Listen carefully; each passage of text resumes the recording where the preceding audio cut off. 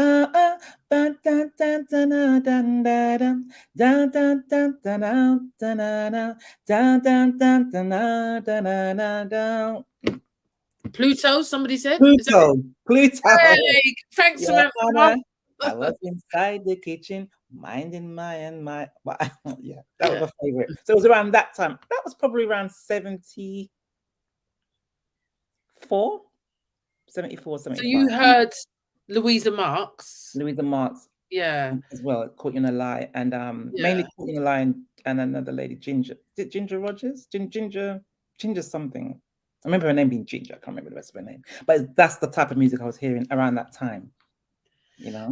So tell us about the what happened, what was happening in school, because I know that we were sort of like raving a bit and or listening to, we started to get interested in the music because there was reggae times, wasn't there?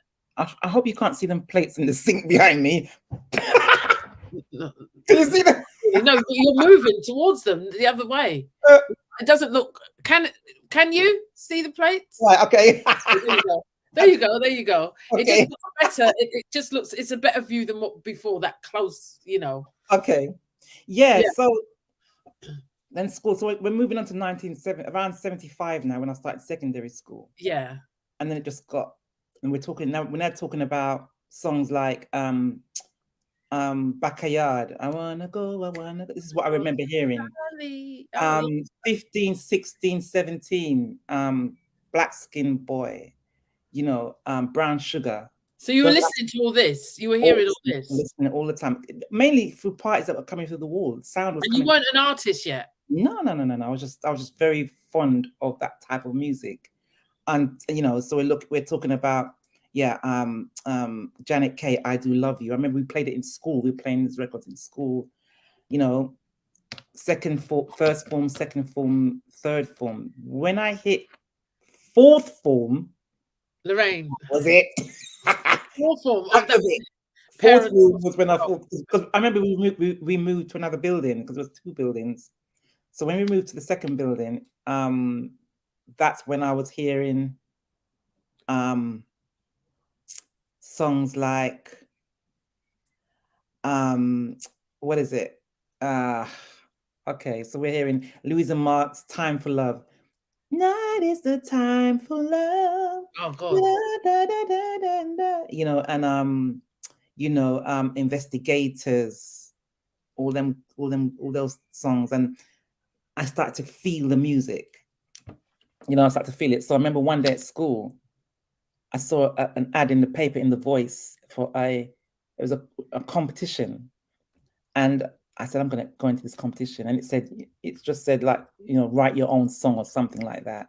So me and so actually I went home when I saw the ad. I went home and I didn't go to school the next day. Somehow I got sneaked in somewhere, or probably waited for my mum to go to work and hid round the corner and wait till she'd see her walking down the We were terrible. and then I sort of quickly ran back in, and I sat at the piano and I wrote I Adore You. It took me like half a day to write it. No, I wasn't in love with anybody really. Maybe puppy love, but I wouldn't say the song was directed to my puppy love experience at that time. So it was just like an imaginary couple, you know, falling in love with each other. I used to write a lot of stories, so I had a great imagination. Yeah, I was going to say, at that age. Yeah, so I wrote I Adore You, and I went to my friend next door and said to her, look, I've just written this song. Let's because she was a bit of a singer as well. So I said to her, let's go into the competition and sing this song. So she said, yeah, I was all excited about it. So I went to East Street Market. You know, I didn't have any money. I couldn't ask my mum for money to buy the outfit because she wasn't into it. She didn't even know about it, you know. Thankfully my friend's mum actually bought me the dress. It was £5 on a stall, and we had the same outfit. And then we entered I think the contest was probably that weekend. And we entered the contest and we won it.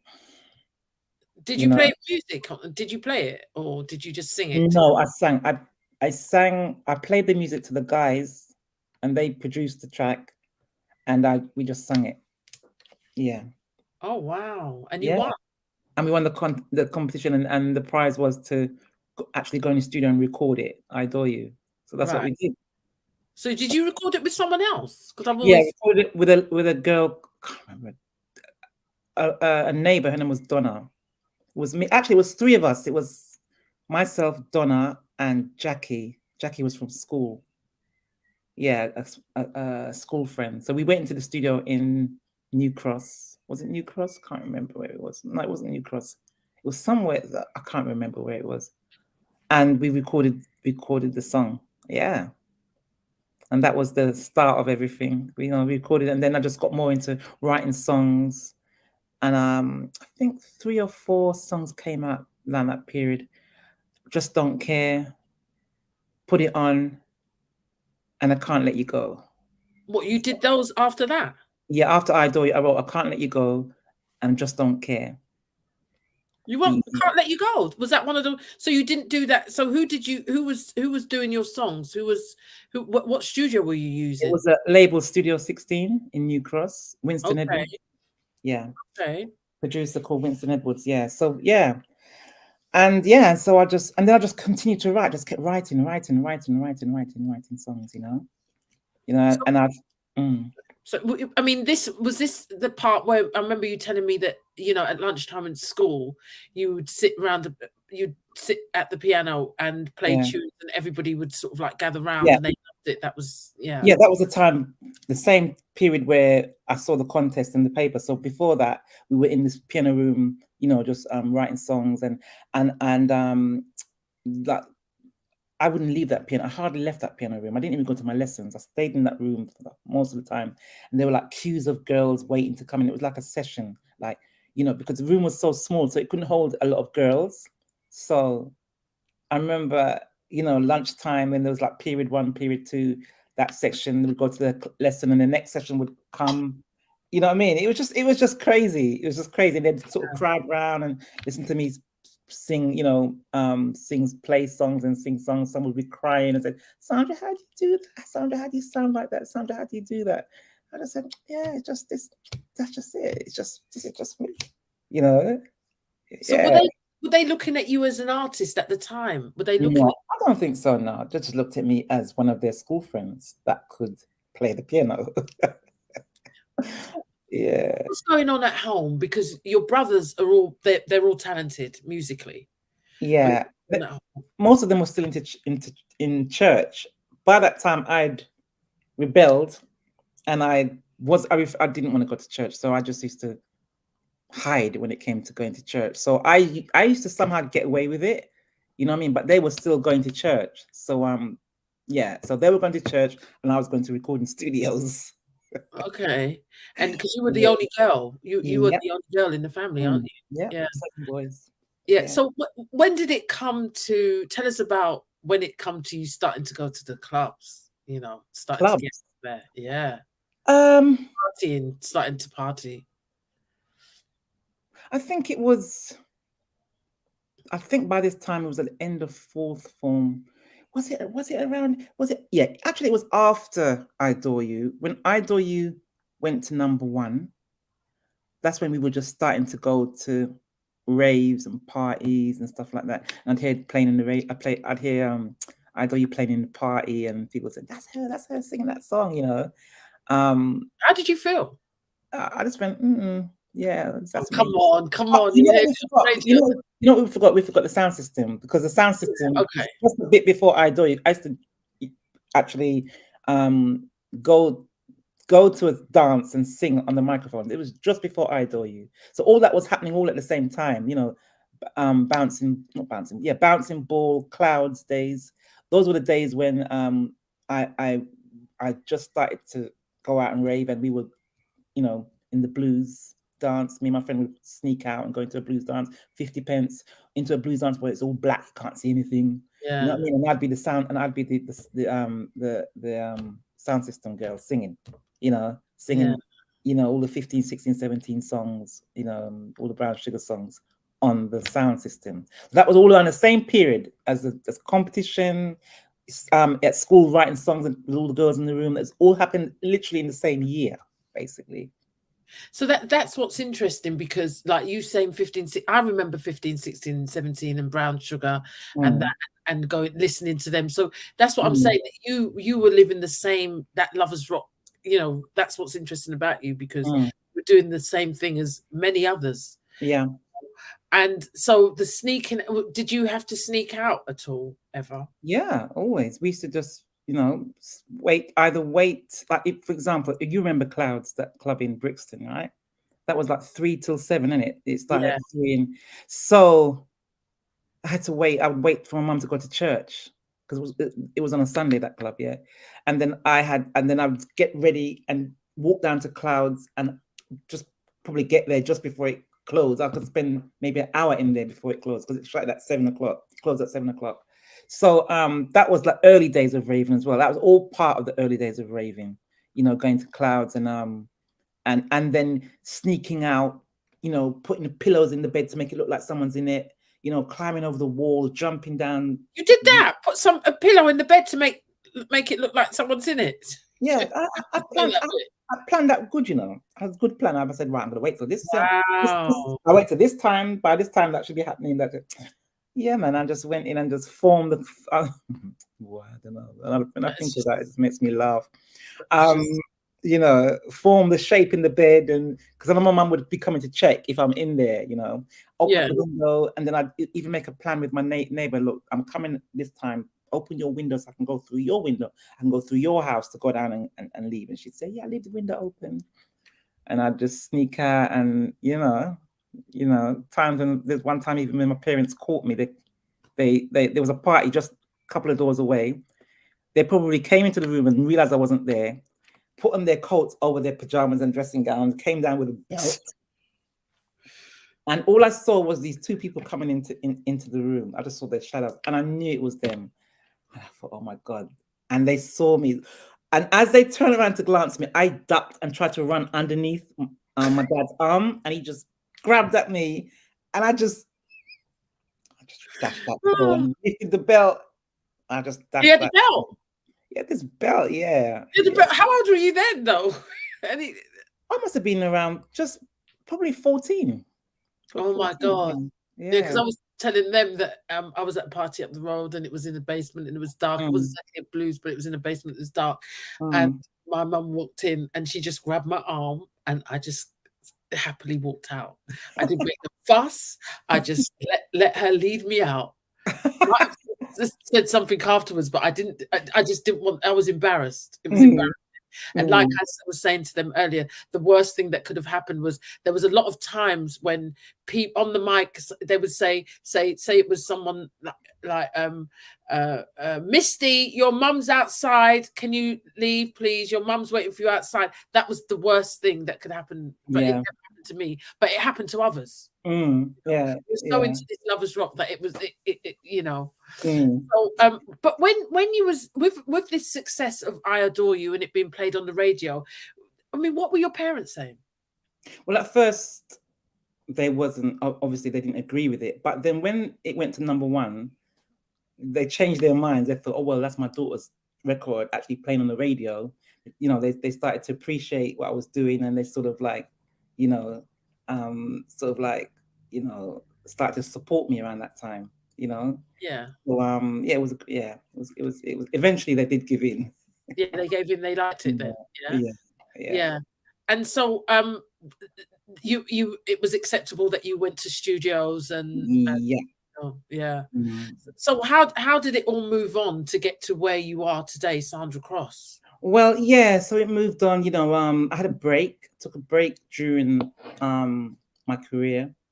I had my son, and then we're moving now to like 80s. I just saw something.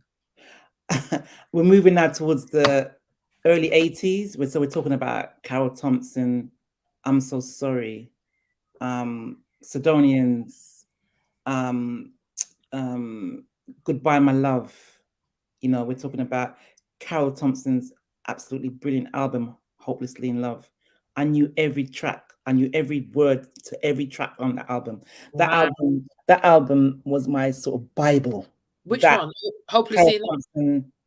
Hopelessly in Love. Where That was she's my sitting on Bible. the car. Where Yeah, she's yeah, yeah, yeah, yeah, yeah, yeah, yeah. I've got that album. That was Yeah. my Bible. Yeah. Every song, every single song I knew by heart. Janet Yeah. Kay, Rock the Rhythm, Rock the Rhythm. Yeah. Yeah. So this is me coming out now. Coming out of my break, and then being introduced to my professor by my brother. You know, he was up there doing music, and he introduced me, and then that's how it started to move on. And then we recorded Country Living, went to #1, and then that's it. That was it. But let's not just skirt over that. Country Living went to #1 and some. And some, yeah. And Country Living went to #1 for 10 weeks. Yeah. And then after that, we recorded Your No, Line. wait, stop. Oh. It went for 10 weeks, and you financially it did well as well. Yeah. It was big. It brought in, the dosh a bit, I mean, we It don't brought hear in- this from some lovers rock, singers, but there were, even though it was bad financially a lot of the time, I mean, you did make something. There were, Yeah, I made more than what I was making before. yeah. I didn't have anything before. brilliant. So what I was making was like, wow, I didn't have this before. I didn't see that type of money before. You don't, Yeah. Back in the day, we'd do like all 3 gigs on one night. We'd move from like Birmingham and drive down to, Birmingham to, let's say, I don't know, the nearest place to Birmingham would be what, I don't know, Bristol. Leicester. Drive Leicester. from Birmingham to Leicester and doing it, and then from Leicester to like another area in one night. So the money, and back in those days, the money wasn't as good as now, but we made some dosh, yeah. Yeah. Mm. And did you at any time, did you feel, I mean, was there a time that you felt like a celebrity singer? Did you feel anything like a celebrity? Well, I didn't know what a celebrity was. I just knew that I was singing to people that love my songs. Yeah. I just knew that I had fans. So, Yeah. I mean, I didn't feel like Michael Jackson, or Whitney Houston, but yeah, I don't think that's it was that. No, and I was thinking, and that's important because I think back then I should have felt like Whitney Houston. Yeah, because to us it was. But yeah, so then why didn't I? See, that's a question. You see, why didn't I? It was just like, I don't know. I mean, I always say, like what we were saying in the beginning, was this music should be celebrated as much as Motown. Do you know what I mean? Yeah. Lovers Rock should be celebrated as much as Motown. And when I started this documentary and I went to interview my professor, I wanted to capture the excitement as what was going on. This one did this record, this one, and there was competition. And do you know what I mean? I mean, Motown was one thing, wasn't it? There was the Motown studio, which could have been Mad Professor studio, and he was knocking out artists, wasn't he? He was recording loads of artists. So he could have been the Motown headquarters of Lovers Rock. It could have been. You'd have to speak to him about that. Yeah, From my eyes, yeah. I mean, I think the Americans kind of move on a different level. Black Americans in those days, and even now, they move. If you notice, they move on a different level than how we move in the UK. Blacks in the UK. You know what I mean? It's like, I don't know what it is. I don't know if they have better opportunities, or I don't know. I don't know. Yeah, I know there's more racism over there, so yeah. So there's still the crabs in a barrel effect. Yeah, I mean, yeah, my Professor Ariwa could have been the reggae Motown. Yeah. Yeah. I've seen artists come and go from Ariwa, successful artists. So why wasn't it? I don't know. Yeah, why wasn't it? That's a question. Did you Neil and ask him? Which I will. If you're here, Mad Professor, please hit the link and I'll put it out again, and let's have a chat about that. Why wasn't you had all the facilities and everything? Here's the link. Why wasn't Ariwa like and you had all the artists? Why wasn't Ariwa like Motown? Because you know what? But you know what? Ariwa was the kind of Motown of because nobody else was doing what Mad Professor was doing. Nobody else at that time had the amount of success and the amount of artists at that particular time as Ariwa. did Neil did his name's Neil, but I mean his Mad Professor, but I call him Neil. Did Mad Professor realize what he had in terms of what the success and the artists? You know, I'd love to hear that. Yeah, we want him to, you know, hit the link. If anybody knows Mad Professor and they're in the group, tell him to come on. I mean, I have sent him the link, but I will send it to. I will WhatsApp it to him because I think that's an important thing. And while I do that, what I'm going to do is I'm going to. Somebody asked for Flower, and I think I found it. Flowers, Flowers, yeah, and I'm going to play it. Let's see if it's it, because I don't know. You know, let's see if it's it. Yeah, there you go.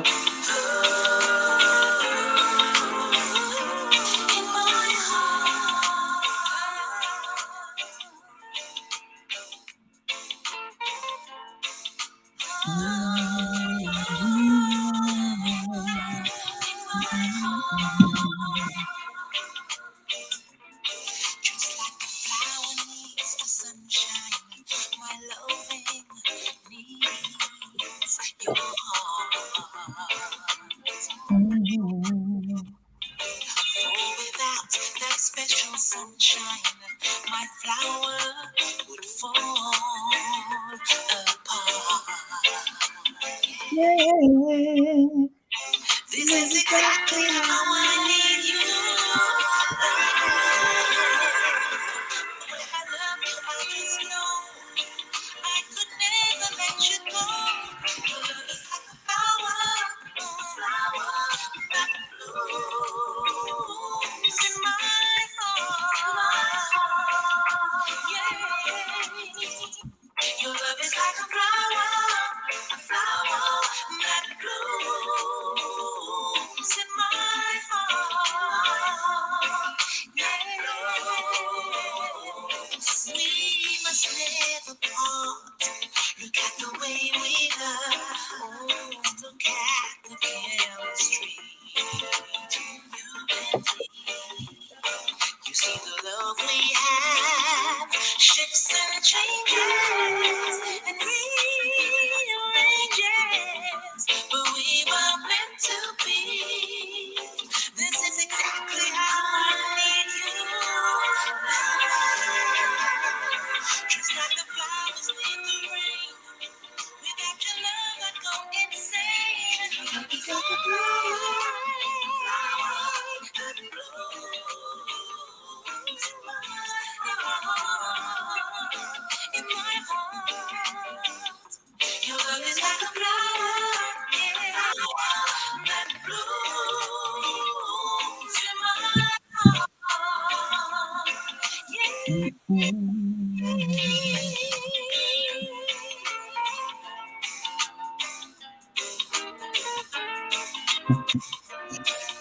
Jane.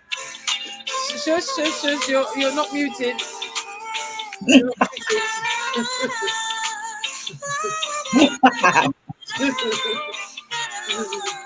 I know I'm not moved. I hope you don't ask me why I wrote this song.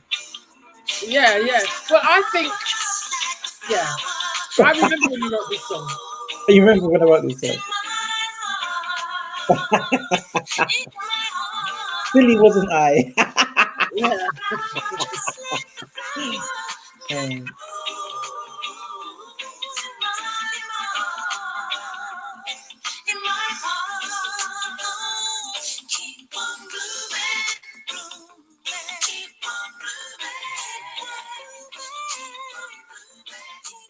For who asked for that? Was that nice? Wasn't that nice? I remember. I mean, I won't go into too much detail. We can go into a little bit if you like. Yeah, lovely. You were not in the happiest period of your life, and your songs were reflecting that, because you were a great songwriter. Thank and you. They were reflecting that, and I said, write something happy. I remember, write something happy, and then the next song you played was that. Do you remember that? When you said write something happy? Yeah, I said, write something happy. Everything seems to be on a downer. Write something happy. Yeah. Do you remember that? Yeah. But then, like my situation around that time, I was unhappy. So for me to write a happy song around my circumstances, I think there was a contradiction of how I was feeling. But you managed to get this out. Yeah. Yeah. So I mean everything now. Now let's talk about what I like about you, and I'm just we are friends, but I'm going to talk interview you as if you're an Mm, interviewee. What is that you reinvent yourself? You know, you've done a master's. You've got a mm, master's in songwriting. I mm, don't know if many people know that she has a master's in songwriting, and now the choir. mm. You write new songs, so you've got a whole catalogue of new songs. Not many artists do that. There are, I know Michael Gordon does a lot of new songs and stuff, but you write new songs. And now you have the choir. Tell us about. I mean, what was the dream? I mean, was the choir a dream? Tell us about the choir. Well, the choir for me felt like a turning point. For me, I mean, like, okay, I had a career, Sandra Cross, the artist. But I can only talk for myself, but for me it felt like a turning point. It's like you come to the end of the road kind of thing, and you think, right, you come to a T junction, you either turn left or right. Mm. So if you turn left, you're going the wrong way. If you turn right, you're going the right direction. So I knew when I turned right that where I was going. The choir was just another level up. The choir is another Sandra Cross. It's just an extension of me, because I just wanted to create Sandra Cross on a different level. Because, as I just said, the choir is me. What you're hearing is Sandra Cross. I'm in the choir. I'm spiritually in the choir, and I think they know that. They know that because when they come together and they rehearse their parts, and they look at them, they look at each other and say, "Wow, did we just sing that?" So it's a spiritual thing. It's a spiritual unity of voices, and yeah. I want to talk about the choir. Those ladies are just Yeah, something else. They're they're just, here. They're here. They're here. yeah. Yeah, they're They here. are just, they are, I get up, it's like I breathe them now. I live them. I get up and I breathe them, you know, you know, it's I almost feel like they're my children, like they're my kids. Are you all right? Is that one all right? Living, check if what's her name's all right. Living's my daughter, so she does all the thing. Check if check the messages, check that they're okay. Hear what they're saying. Let me know what they're saying. Blah blah blah blah in the group chat. When we meet, it's like this choir, each and every one of these ladies and Webster. Everyone knows Webster, the only guy He's in a the choir. one guy in the choir, but They, you do want more men if possible. yeah, they all have different characters. They all have their own characters, and all the characters blend together like their vocals. It's just amazing, amazing. You know. But when you put out the call for choir members, Mm. what did you expect to get? Because I believe that it's a very it must be it must have been very scary because you didn't know what you was going to get. No. So we put out the call. The first call was just before the pandemic, Yeah. and it was a rush. I didn't expect that level of response. It was a good response. We got the whole. My brother and I, we got the whole together and set it up. We didn't even have a chance. We didn't even get a chance to even.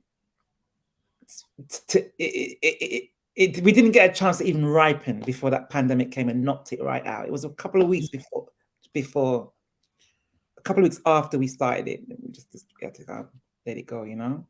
So then the second time, which So is this choir now. I mean, through the pandemic, I wasn't sure whether I was going to even go and try again. I wasn't quite sure. But then after the pandemic, I thought, you know what? There's that thing in me that I still felt that I needed to get out. you know, and it was the choir that would have brought that out. The choir, I just, you know, I knew that it would be only the choir that could bring out whatever that was I need to come out. So the second time it was, again, went very well, got a very good response. And yeah, I was scared because obviously, you know, I'd never done that kind of thing before. And it was like, you know, trying to manage a group of 30, 35 people at one time. I wasn't used to that. I didn't know how to do it, but I just got up and knew that I had to do it, you know? And here we are.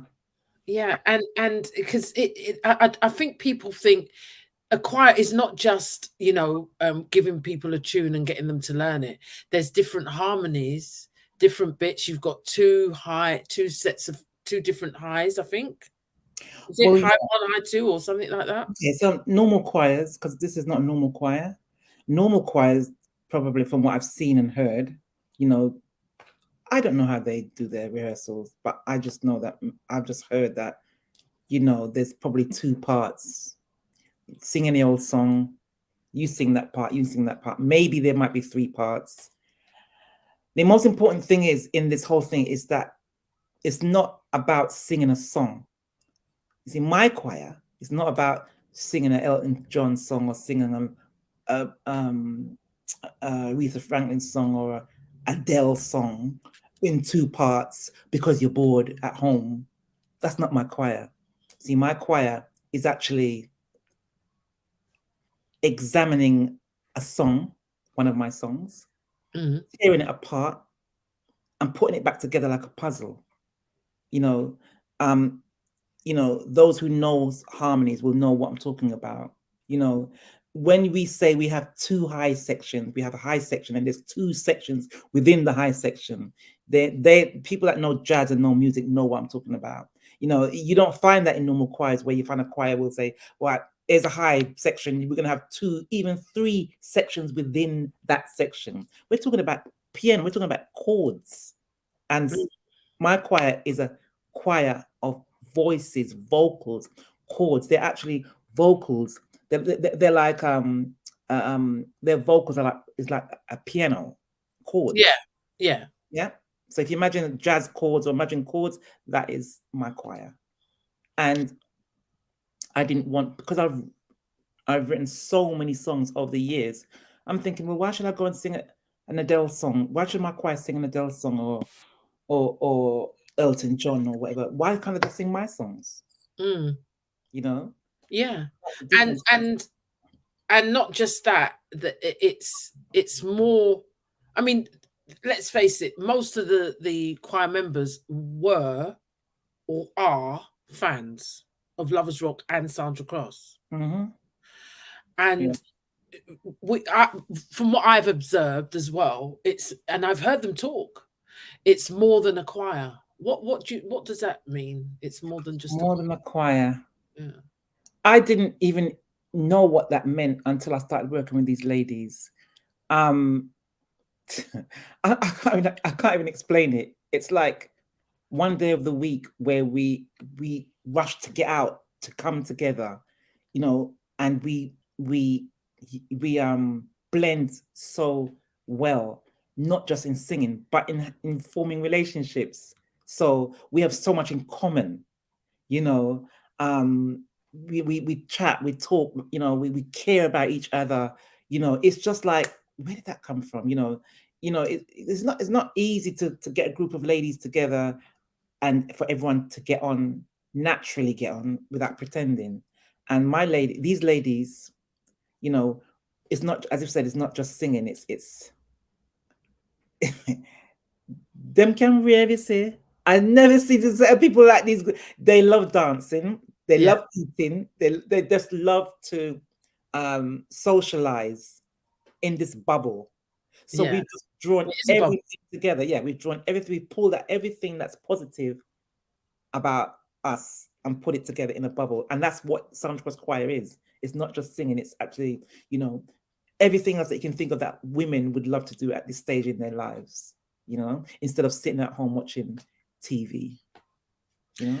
Hold that thought. Mad Professor, has just got back to me, and I think what he's saying is he's driving in the US at the moment. I think, Mm. but he's driving at the I moment. think it's And away. I think it's away. Yeah. yeah, he's in the US. But I Mm. told him, pull up. Do you know what I mean? And just get on the show. Yeah. You know? So, I mean, what do you hope for the future of the choir? The choir, we are striving towards different sections of choir in terms of geography. So it's not just south. We are striving towards northwest choir, Sandra Cross Northwest, Sandra Cross East London, East, Sandra Cross Northampton, Sandra Cross Choir Northampton, Sandra Cross Choir Leicester, Sandra Cross Choir Birmingham. So a lot of people think that it's just this one choir, but it's not. We are striving towards different Sandra Cross choirs all over the country, basically. That's the dream. And then the dream is for all these choirs at the end of a year, end of the year or end of a term to get together as one big choir. That's the dream. And it will happen. It's gonna Wow. happen. It will That's happen. amazing. And tell us about, before we go on, the Mad Professor said 5 minutes. So everybody will know about Mad Professor because he's the one that he's been significant in Sandra's career. He was he got her first big hit, apart from Adore You went to #1. What did I say? Before that? So Oh, tell us about you've got a gig coming up because you've done one gig. Yeah. How with the choir? How did that go? Yeah, that went very, very well. The only problem with that gig is that we didn't have enough songs. We only had rehearsed 6 songs up to that point. So we were trying to get this event to include other things involved in it, like socializing or whatever. But basically, I think a lot of people came. It was packed. A lot of people came to hear the choir sing maybe 12 songs or I don't know 20 songs, and it was a beautiful night, and we just didn't have enough songs. So this time around, we are gearing up for at least 12 songs for this next event at the Beck Theatre on Friday, the 9th of June. Yeah, I think maybe that show, what may have done, because everybody wanted so much more, maybe you should have done 3, had a break, played some music, played some of your tunes, and then they could have gone back on. So it could have stretched it out. Yeah, I mean, there's a know. lot of other things that was making it complicated as well. It was the first gig, and the first, it was other little things that was happening sort of around that time as well. So yeah. So the Beck Theatre is, I mean, tell us about that, because I mean, there's a live band thing, isn't there? Yeah, we're actually performing with a live band, and there's other little surprises coming up in that performance. And the fact that the ladies can handle 12 songs in 6 months is absolutely amazing. It is. They've excelled themselves. I keep on saying. Definitely. They've excelled themselves. Yeah. To know that they can do that, and they're getting so used to it because they're becoming celebrities as well. Of course. Yeah. Definitely. They're becoming celebrities as well. Definitely. And I can't wait for that show. It's going to be really exciting at the Beck Theatre on the 9th of June. It's going to be a big show, and the other significant thing is they're going to do it with a live band. Yep. Looking I don't know how that's going to work, but it's never been done. No. So you know what I imagine? I try to imagine, because when I usually do gigs solo, I go to rehearsals into a rehearsal room, and the setup is usually 10,000 artists queuing up to rehearse 4 songs in 2 hours and all that sort of arrangement, But this time I know that it's not going to be like that, because it's the choir. So we just need our own rehearsal. We need our own. We can't have a little small room. We need a big space, and the ladies can rehearse. So that's interesting. Never been done, and that's what I'm looking forward to. Yeah, I mean, do you know where they're going to rehearse yet? Because that's something I would like to be at that rehearsal. And everybody will have to show up. They all have to show up. It's been organized at the moment. Okay. Yeah. So we've got my professor coming up soon in 5 minutes. He said 5 minutes. But tell me, what usually inspires your songwriting? Is it things that's going on in your life, or do you just write them, as a songwriter, just write them, You know what? I think during my teenage years, coming into the early 20s, mid 20s, I think it was more of what was happening in my life, because I had a lot more to write about. I was experiencing a lot more. I had a lot more to write about. Let's carry on. We've got my professor. Turn your camera on if you can. We'll carry on. Yeah. So yeah, during that period, it was a lot of There's a lot of noise there behind the my professor. Can you turn your camera on or mute yourself and turn your camera on? Please mute yourself. Mute myself. Yeah, mute. Press the mute This button. technology. Press the mute button. We can't see you anyway. It's just a black. We want to see your face. You need to look into your eyes as we talk to you. Hold on. Yeah. So mute your. Oh, there you go. There he is. Well, so hold that thought, Sandra, about the songwriting. But we were talking. Today is Sandra Cross Day on the Janie's Front Room show. Yeah. And we've been talking about Lovers Rock because it's Sandra's birthday. So it's a celebration of Lovers Rock as well. So we've heard her story. And we were talking about the whole phenomenon of Lovers Rock and the excitement and her getting I Adore You going to #1 and, Country Living being a really tight song. And we were comparing this whole thing to Motown because it was a Windrush. Are you there? Oh, he'll come back. Probably come back here. Yeah, he'll come back. Yeah. Hello? Okay. Anyway, yeah, so let's go back to the songwriting thing. What inspires your tunes? Yeah, as I said, I think in there's a certain period in my life where it was sort of like inspired by what was happening in my life. I mean, for example, Flowers, that was an example. There's so many songs that I've written that have, I mean, even I've written so many songs, I'm trying to remember the names. There was one the other day, produced by Black Music Works. Mm-hmm. Oh, right, okay. I Love You Forever. Yeah. That was written when I was in a very awkward position. So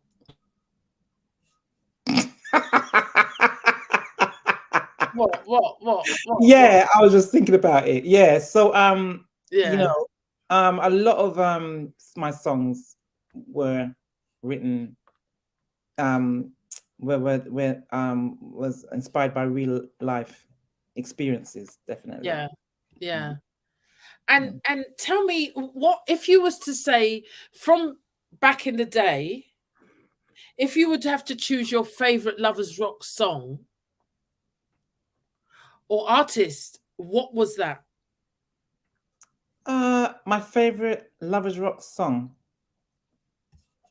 He's back again. Wow. Oh, hold that thought. Let's bring him back again. Are you stable now? Yeah. Right. Turn that music off, please. Sorry. You can, the radio.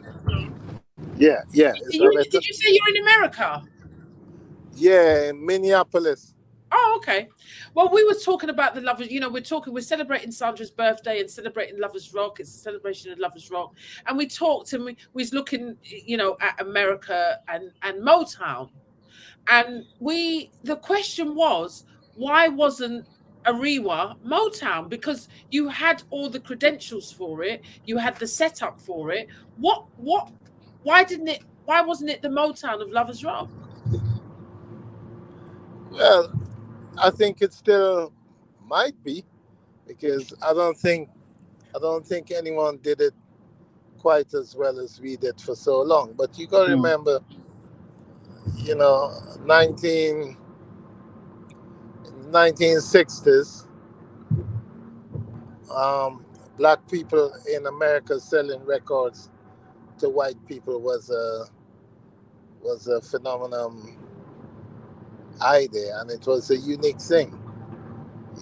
I mean, fast forward 30 years later, 20 years later, in London, it's a whole different, different game. I mean, It's a the whole thing, different game. yeah, yeah, I maybe mean, so.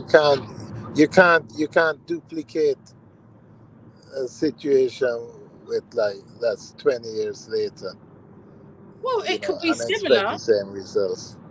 It could be Well, similar. I mean, it should be a similar.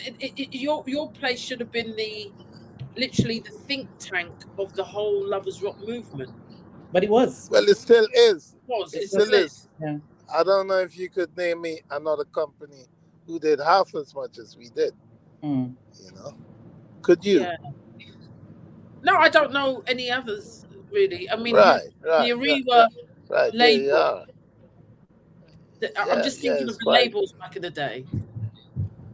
I mean, Yeah, give yeah, us yeah. give And us for a the long name. time, I mean, it's still in business.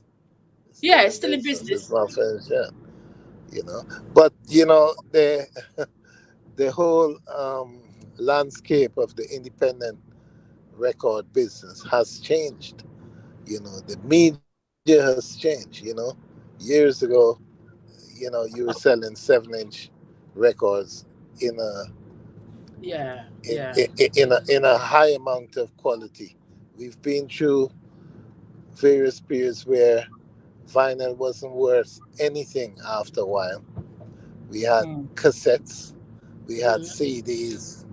You had laws coming out like restricting the movement of independent labels.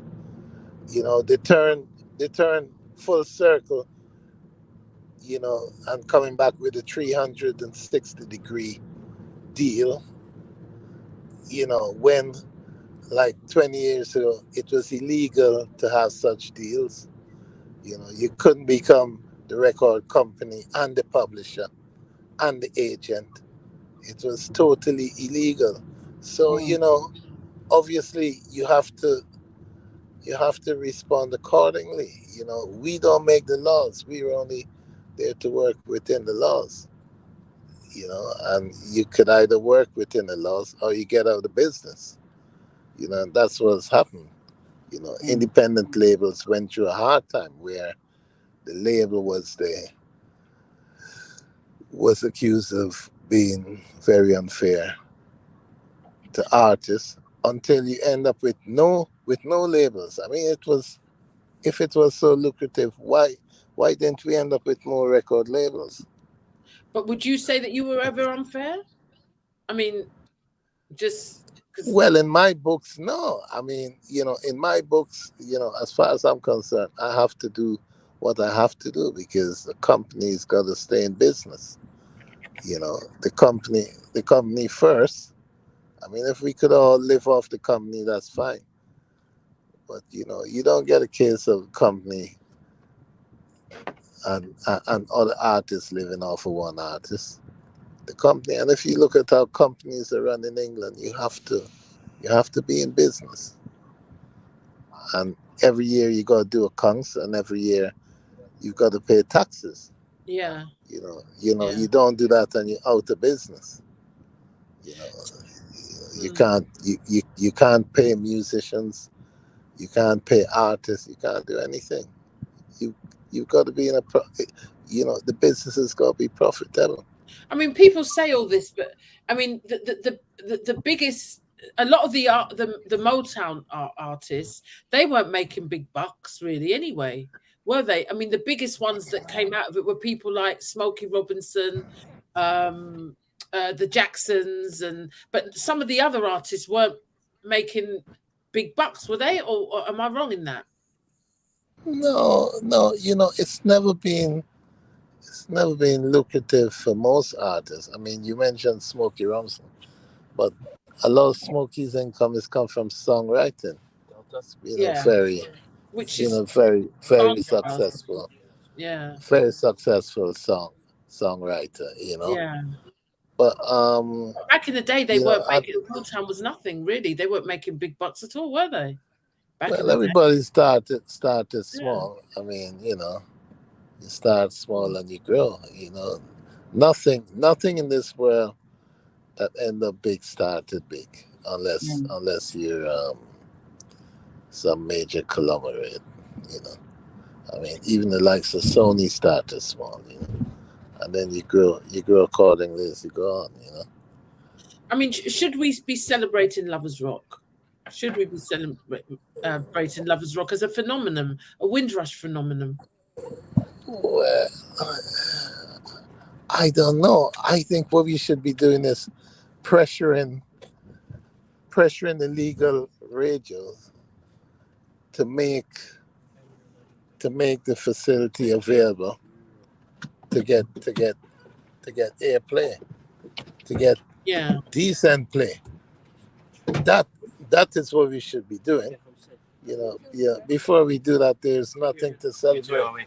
Yeah, it's absolutely nothing to celebrate Well, can't we? because Really?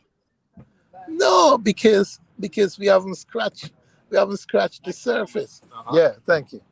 I mean, Yeah, man, see ya. to celebrate that the children of the Windrush generation came here Yeah, and created a music yeah, genre but of their own.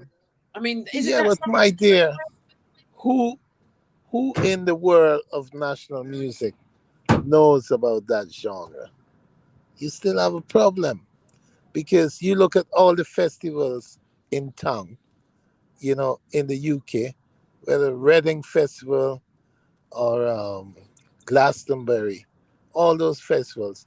Which one has got a Lovers Rock stage or platform? Eh? Which one? And whose fault We is that then? Our fault because we supposed to be pressuring the system to get to to get our fair share of the system. We don't no Nobody pressures nobody. Which people actually write in to the BBC? Write in to I've got it. Hold on. Something must have happened because they came out with that Steve McQueen film, which I think was a missed opportunity. Oh, he's gone again. Hold on, I'm coming back just now. Okay. Yeah, it is actually here. If you're not talking to us, please Hold mute. on. Hold on. We don't want to hear your Yeah, business. let's see. No, I ain't got no business to hide. Don't worry about that. Yeah, but we don't want to hear it. You're speaking to Yeah, it. you got it? 821 Market Avenue, Oh, Minneapolis. so we know where Yeah. he's going, right? Okay. We know where he's going. Yeah. Let's send someone up there. Yeah. Mhm. Yeah. Yeah, Yeah. so No. we did have an opportunity because in Black History Month, I mean, I could do a lot, but it's just the support. I Yeah, mean, you know what? This is where we're gonna go with this. Yeah, I think we're talking about now. Then it's gone. The past is gone. It doesn't make sense delving into the past. It's what we can do now. What's happening now? If everything changes, everything moves on. We just move on. And maybe I don't. For me personally, I don't know if it's worth delving into that. Why didn't that go wrong? Why didn't we do this? You know what I mean? Let's just talk Well, about what's going on now. Is there interest in Lovers Rock now? What's going on? Do we have enough support for it? Is it still there? well, Are the young people following up on it? That well, well, the major problem you have right now is ageism. When most of the artists you're talking are in the 60s, and you're trying to sell music to people who are in the teens or 20s or even yeah, 30s, you've got it. You've got a problem. right. So unless you can engage the people who are actually um, wanting to buy music, identify Yeah, with artists, you have a problem. yeah. It's all of that. The whole system's changed. The landscape's changed. So you know what I Well, you're mean? talking about different ages. I mean, most of the shows that I do, I'm probably the oldest guy in the shows. You know, and Right. most of the shows I do when it comes to reggae or Caribbean music, I don't see lovers rock. I don't hear no lovers rock. Mm. If I hear anything, I'd more hear like a Ruthie, Johnny Clark, or Max Romeo. Mm. You know, And I don't anyway, hear. I don't hear Janet Kay. I don't hear Sandra yeah, Cross. I yeah. don't hear Carol Thompson. Yeah, but we're celebrating it right now. So we're going to talk about the Fine, positive aspects of it. So we're celebrating it right now. And you fine. were part of Sandra's success with the country living. That was an amazing time, a phenomenal time for Sandra. And you Right. must be proud of her to see that she's still doing her thing and I'm she's very recreating proud. herself all the time. I know you're proud of her and she's recreating herself all the time. And now the choir. Right. No, no, no. I'm proud. You know, and I think it's a good thing. But I think what you guys got to do, if you want more success, is pressure the people them in the mainstream. You got to pressure the BBC. Mm-mm. Okay. Oh, The thing, oh, yeah, the thing. you keep on cutting out. You keep on cutting out. Yeah, let's because it's probably because you're moving around and you're driving. So let's end that here. But when you can still carry on watching the show, but I'll just take you out because it's just going to be a struggle if you keep on breaking up and coming back, breaking up and coming back. It's going to Yeah. be very tough. So I'll end that right here and let's Have a good show, Neil. yeah and Yep, carry yep. on. I'm Yeah, gonna try. But in the meantime, pressure the BBC. You hear yeah, me? okay, Because they love to be pressured. You okay. know, black people in England, they just have to tell the system what they want. If they Mm, sit down, then the system gonna think that you're happy. Okay. mm, You're happy being kicked in the teeth. But mm, you need to tell them we ain't happy. We pay Yeah. taxes, and we we wanna get part of the media. mm. Yeah. You know, that's that's that's what's gonna happen. Because you tell me Yeah. why isn't there a tent at Glastonbury playing Lovers Rock? Okay. You know, Well, yeah, yeah, we've got nothing to yeah. celebrate. Yeah. No, there is something to say. Okay. All right then, Neil. I'll speak to you soon. Yeah. Take All care. right, Yeah. all Speak to you right. See soon. you Yeah. later. Okay. Take Bye. care. Cheers. Bye. Bye. Yeah. So as we were saying, Sandra, what a favorite artist or favorite song that you really like? A Lovers Rock. Lovers Rock. Yeah. What I liked then and what I like now. Well, tell me what you like then, and then you can tell me what you like now. Well, You as I like, said, as I mentioned earlier, I was into Louisa Marks and yeah. Is you that know, your? So, what was your Janet favorite Lovers Rock Kay, song? Janet Kay. Favorite lovers. There was so many. I mean, I love Christine McNabb, 15, 16, 17. I think you know, Brown Sugar, um, our reggae music. There's so Oh many, yeah, so yeah. many, so many. I don't think there's one particular one because this was just so many. I think what we should be talking about is what's happening now, though. Neil's right. I think, we can celebrate it, but then, maybe we should, well, time's going now, really. But I'm just saying, maybe we should look and analyze where this lovers rock genre is today. What's going on in it today? It's a vast. It's just a vast amount of technical, complicated stuff, politics and all that behind the music itself.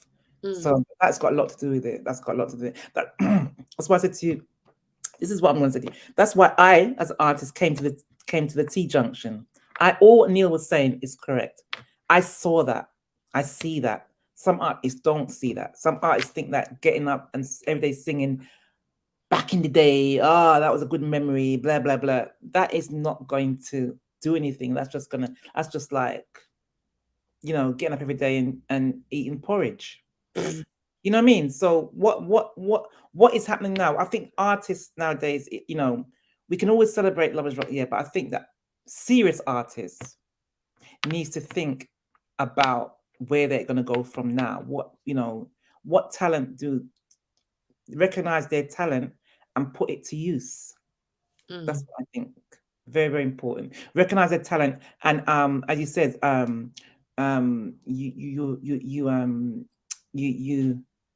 you identify it and shift it a bit, change it,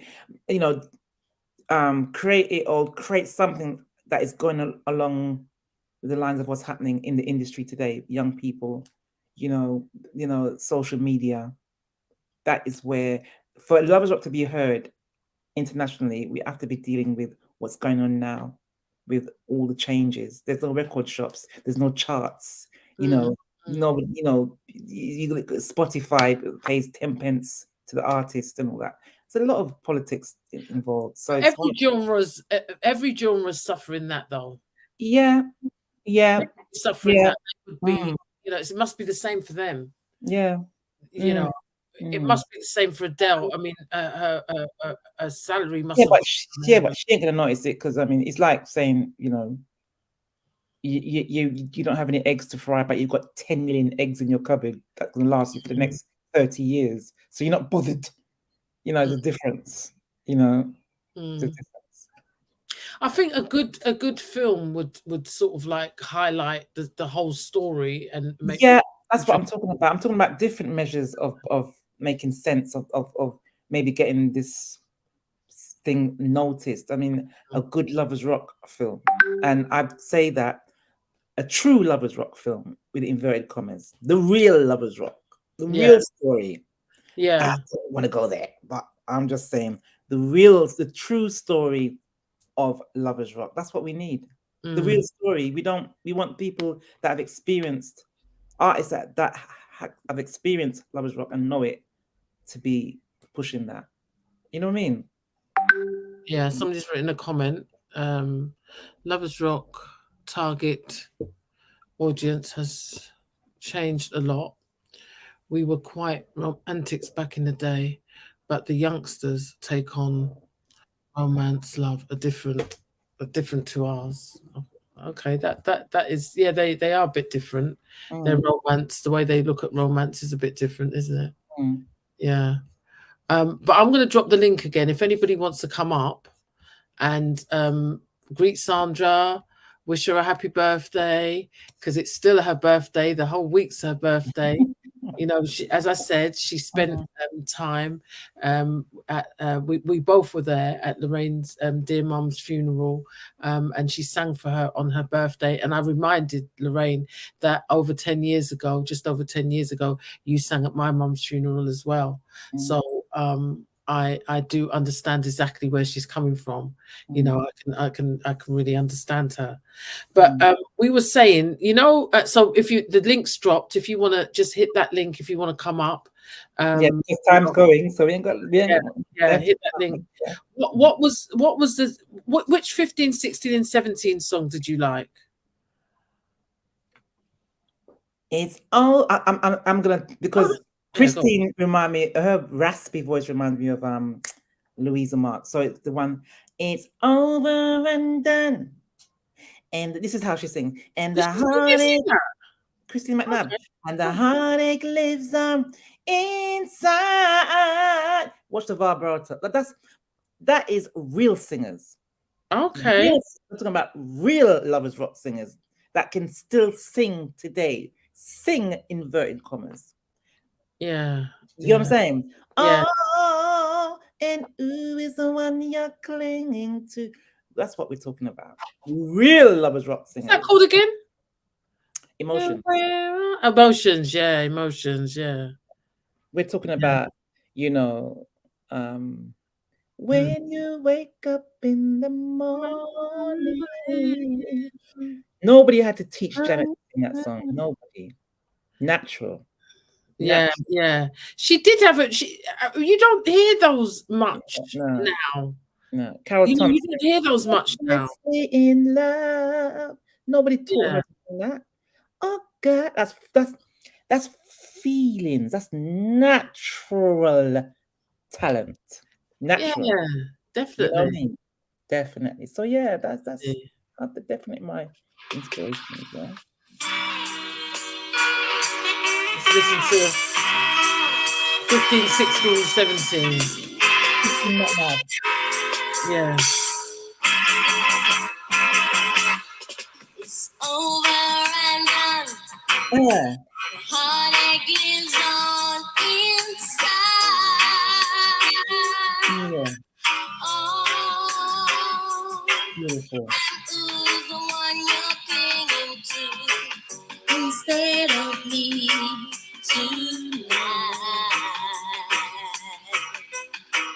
And when all alone, I need you to hold my pillow wherever you go. Find me a river that leads to erosion. You never see me fall Do you want me to apart. give you a list of songs, Jane? Of what? That you like? Favorites. Huh? You find that one very quick. Yeah. What about Carol Gonzalez, Sport by Your Love? Oh, I love that. I used to love that. This is what I'm I used to talking love about. that. This is what I'm talking about. Carol Gonzalez, Sport by Your Yeah. Love. Yeah, jerk.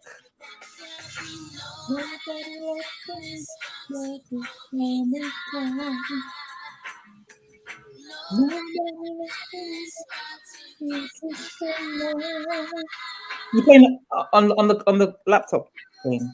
Huh? You playing from the laptop? No. Phone. So if I play from my phone, will you hear it? Oh, possibly, yeah. You are. Some birthday wishes. Big up birthday, Lee, and then Droopy eyes. Big up birthday. No, they've used the emoji, but it hasn't shown. Georgette sends birthday greetings. Thank you, Georgette. Maxine. Hey. Thank you, Maxine. Yeah. I like this song as well. Mm. All right, now you're hearing things. Yeah. Now you're hearing things. Wicked production. Yeah. Wicked production. These are favourite songs of yours, yeah? What?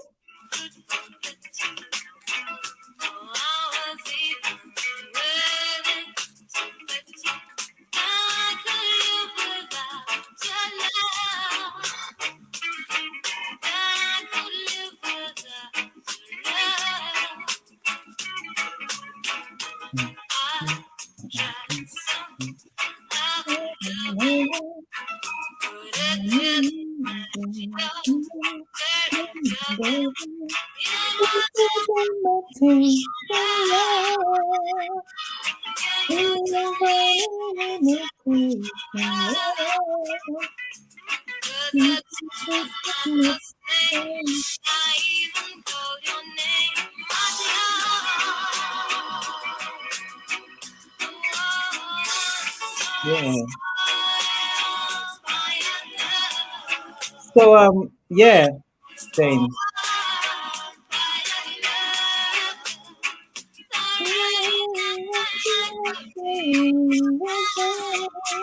What is it about those songs then? What is it about those songs?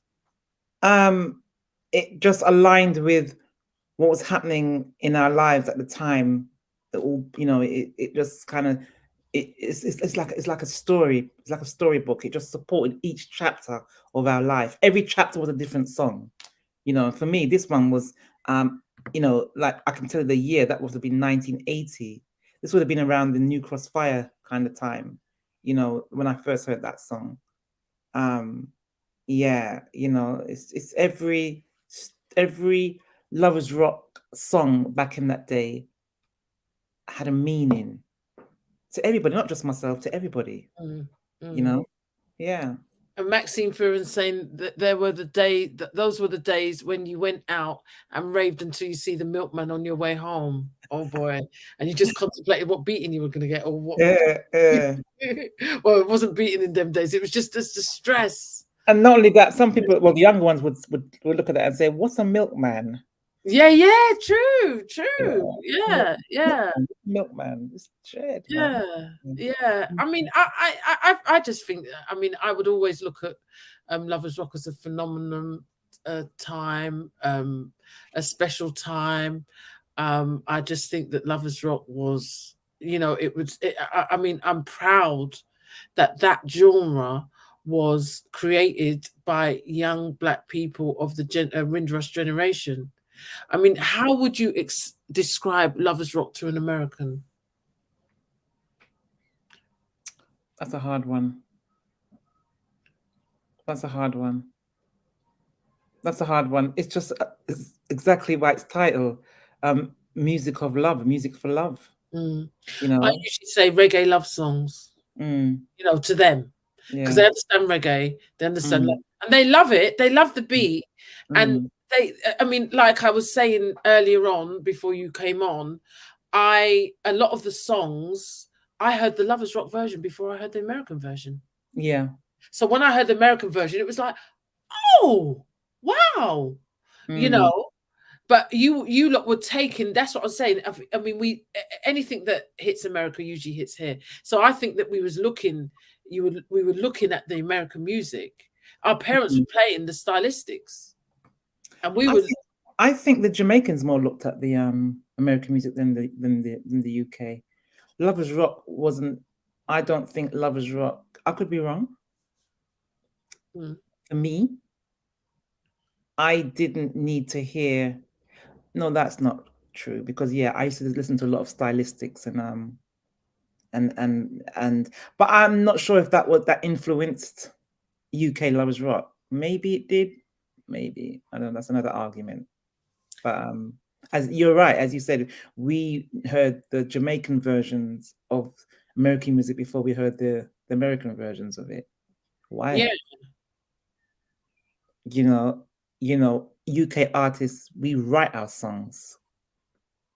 yeah, yeah. That's true. We write our songs. We write our own songs. We don't do much covers. I thought that there was a lot of covers though. UK artists, most of them, I would say, we write our own song. We write our songs. Look at Carol's album. Mm. Oh, Carol's album was pure that, but I mean, Yeah. but there were some amazing covers. Some covers shouldn't never have been. I mean, Investigators, didn't they write their own song? Yeah. Yeah. Yeah. Yeah, they did. There's summits and there's many more to yeah. Yeah. But I mean, was Louisa Marks' songs not covers? Yeah, a couple of them were, yeah. Yeah. But it was just how they were arranged. It was just amazing how they were rearranged. But this was one of your favorite covers that I loved.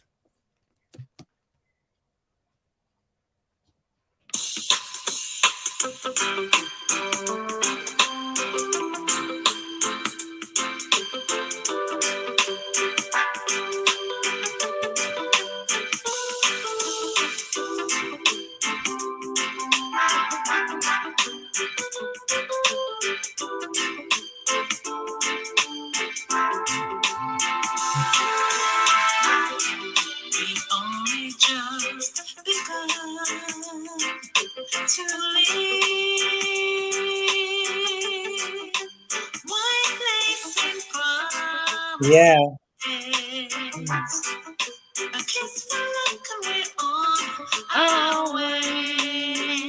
Yeah, this song, I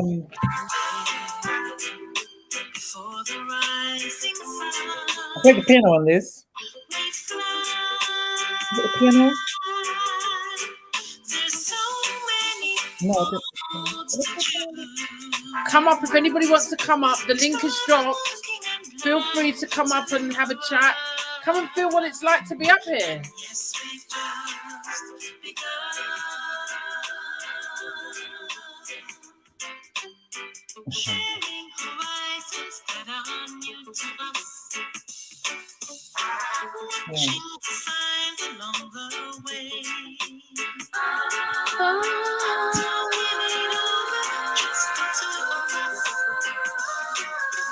Yeah, Jane. So yeah, let's talk about this song.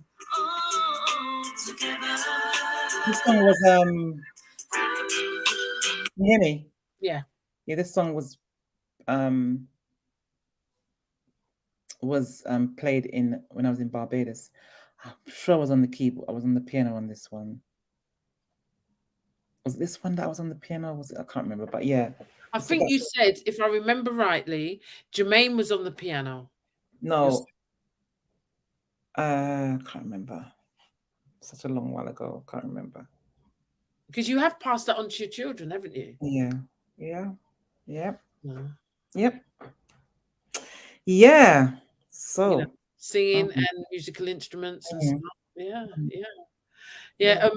yeah. Lorraine was saying that you struggled to get them out on on Was, rehearsals. You struggled. wasn't that Samantha Stewart? It was Yeah, Samantha but Stewart. that's Lorraine. It's Lorraine. Oh, okay. She said you struggled to get them out the door. You know, At the end. which you Yeah. do, you do. I mean, if it was longer, everybody would stay anyway. Yeah. So You know? I end the night by saying, "Get out." Yeah, So that's what the choir used to hearing at the end of every rehearsal. We yeah, say, "Get out." yeah. 'Cause they, Yeah, yeah. it is a very, it's a Um, very and it's a nice place to be. A few of the choir members have said to me, that they felt down today and they felt that they needed to be at the choir to feel mm, better, mm, lift their spirit, mm, and you mm, lift spirits by song. That's why it's so special, and I think they all appreciate that. mm, They love, like Karen's saying, that they love Thursdays. She mm, loves Thursdays mm. because it's choir time, you Yeah. know. And tell Mm, us about, it means that, like, you've got a choir of over 30. mhm. You do a party every month for all the birthdays that's been in that month. Yeah. End of month parties. Yeah. End of End of month month rave. party. So that literally is every month, isn't it? Yeah, actually, there was a month when there wasn't. It was quiet. I can't remember Mm. what month that was. And Yeah. there's a month coming up that there's no birthday. So yeah, Is it? yeah. I think they really, I think people watching, who watches the reality of it, the reality part, because it's posted every week. You post every Mhm, week. mhm. They must be thinking, what goes on in that choir? They're always partying, dancing, and eating. Did they ever get any rehearsals done? Mm, Yeah, that's funny. That's mm, funny. That's funny. yeah. Yeah. A thing that I thought of is you do a lot of your own gigs. You do your gigs with just Sandra Cross Mhm, now, and you always have backing vocals. mhm. It's going to come to a time. I mean, I'm sure you've got gigs coming up this year. Are you? Is there ever going to be a time where you would use any of your choir as backing vocals? I mean, I know it's a different kettle of fish. Could Yeah. they Well, audition for that? well, I'm not sure if you noticed that kind of put a pause on my gigs at the moment. I'm not taking any gigs really at the moment because my focus is on the choir. Mm, Um so for me that means that I'm imagining big things for the choir, you yeah. know, um imagining big things for the choir, big things, and I just want to put all my focus on the choir to make sure it happens. You know what I mean? Yeah. So yeah, there's big things happening for the choir, definitely. I always go back to film, and it just reminds me of, like, we were talking about Motown as well. It just reminds me of, those films where, like, The Temptations, or any of those films where they're getting bigger and bigger and bigger. All of a sudden, you open the paper, they're in the paper, then you see them, then there's a shot of them going on the coach, doing all Mm, these gigs and gigs and gigs and gigs. mm, You know what I mean? mm, And then they mm, become mm. really, really famous. It just reminds me of that. Yeah. I mean, I see that in the choir because Mm, it's never been done. mm, And there's a lot of things that you're breaking the barriers. I mean, them doing it with a live band. I mean, I don't know if they know how huge that is. mm. Because, like, it's never been done, and we Yeah. don't even know how it's going to work. It is going to work. But Mm, we don't know how it's going to work. It's just mm. something really amazing.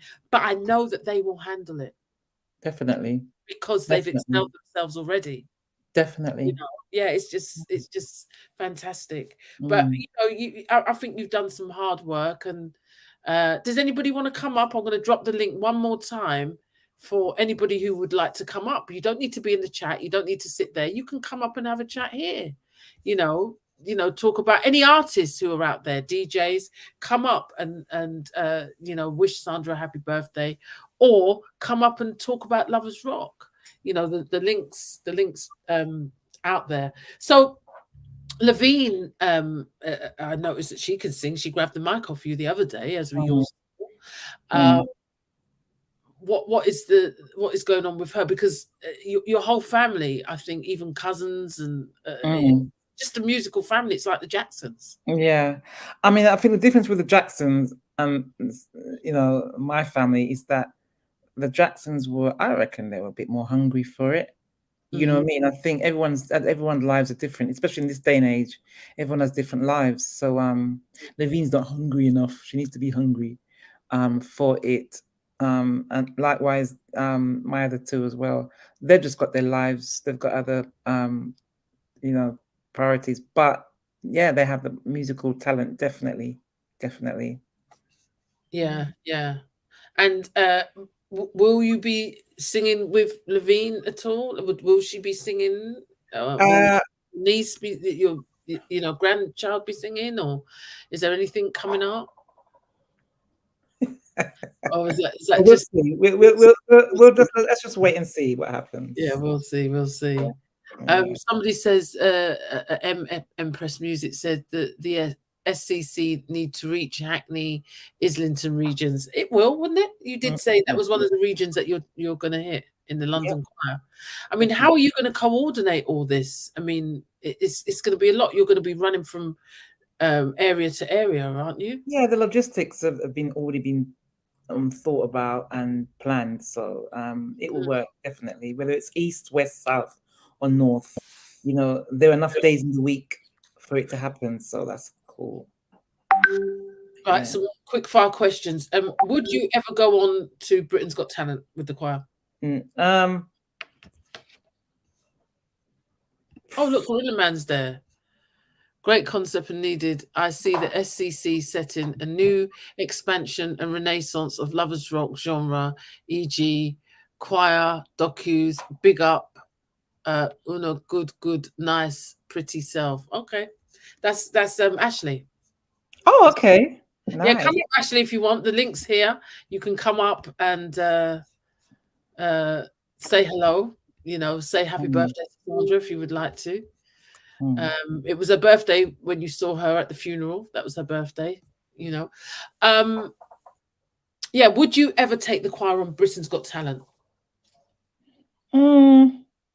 Hit that link, Ashley. Hit this link, and then you can come up into the studio. Just hit this link. Yeah, Britain's Got Talent. I don't know about that. Yeah. I don't know. Britain's Got Talent? I don't know how to answer that. Would I take the choir on Britain's Got Talent? Maybe if I was bored or something. Bored?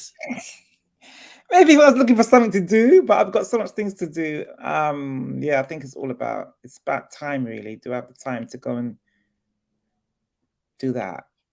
And would the choir want to go on Britain's Got Talent? Maybe somebody should come up and tell us whether they would want to go on to Britain's Got Talent. Yeah. I mean, you dedicate a lot of time to it, and if you're not at the choir, you're writing harmonies and songs and stuff like that. I mean, it's a big. I think I don't really think people realize how difficult it is. It is. It's a lot of work. It is a lot of work what I do for the choir. So Britain's Got Talent. They'd have to I don't know. I'd have to think hard about that one. Yeah. So seeing that, because of all that hard work you do, and you're not, it's non-stop, and the gigs and the rehearsals and stuff like that. Are you single? Next question. You got are you single? The next That question. was like a slap in the face, man. Yeah, are you single? It was a real slap in Guys, I the think she face. might be single, you know. Guys, I think she might be Yeah, single. because no one's ever seen me with a significant other. Is that what it is? Yeah. I think me personally, I think that in the circles that we are in, I think many possibly suitable guys would be intimidated to approach you. Yeah, I've got that I've gotten that all my career. Yeah. It's just kind of weird, Yeah. and I don't know how to handle it, Especially if they know who you are. If they didn't Yeah, know who you were. yeah, and I don't really frequent places like that. I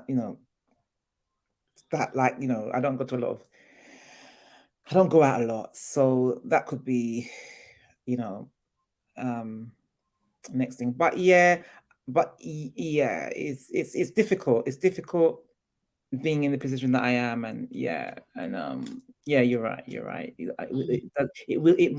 could seem a bit scary Yeah. for the man. No, Yeah. no, And but it but may not be in this country. The world's very big, you know. It may not be in this country. Yeah, But I mean, it's. I remember I did the 5-to-1 show, and let's face it. I mean, it's less than likely you would meet the person in one of the places that we go. You know, it's less than he might be in, like as one of them said. You know, you'll meet me in the hardware store. You know, I'll be buying my supplies to do my building work. Do you know what I mean? And that's it. It's not the clubs, is it? It's not that rubber dub style, the guy that sort of like grabs your hand and stuff. Yeah, and then for me, yeah, exactly. We've kind of grown out of, there is come on, let's admit there is a man shortage. Whoever wants to agree or disagree, that is my opinion. There is a man shortage, and yeah. If you weren't caught up in the early single, that would be a good statistic. How many of those women in the choir are single? Well, we don't know, but that would be a good statistic. We if we wasn't caught up in our late teens, 20s, mid 20s, early 30s in this thing they call marriage or whatever, right? We weren't caught then, and we're still not that way now. It could be a problem. Some women probably don't even notice it. Women just fly through it as normal. It's normal, it just depends how you look at it, and who, it depends who you are, really. Yeah. Oh, it's always nice to have a mate, isn't it? Like mate, always nice. But hey, if there's not enough around, then hey, you know what I mean? You just have to just deal with it. Hey, next subject. Yeah, next subject. Yeah. So, are you? I mean, are you still writing songs? More songs? Yeah. Write songs. Still writing. Still composing. Definitely. Yeah. Yeah. It looks like people are shy to come up. But that songwriting thing is like what Neil said. He's not stopped sending me WhatsApps, and I don't know what they're saying. That songwriting seems to be the way around it. That's the big thing. Because if anybody picks up, because who was that big artist that they had a mix of your song in it? Oh, that's a nightmare. Who was that? What song was it? First of it's all, called Jealousy, and I can't remember the name of the person that was the big American artist that used what do you call it when they used a bit of your song? They remix, like a remix. Yeah, they did a remix of your song. Yeah. That's a totally different. That's a different thing now. Like for instance, this song was this. Couldn't You Let a Guy Go?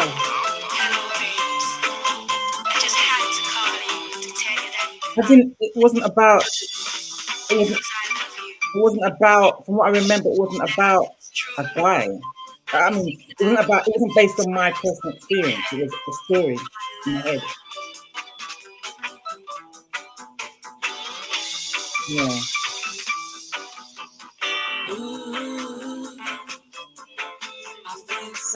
It was a fairy tale. Oh, right, okay. Mm.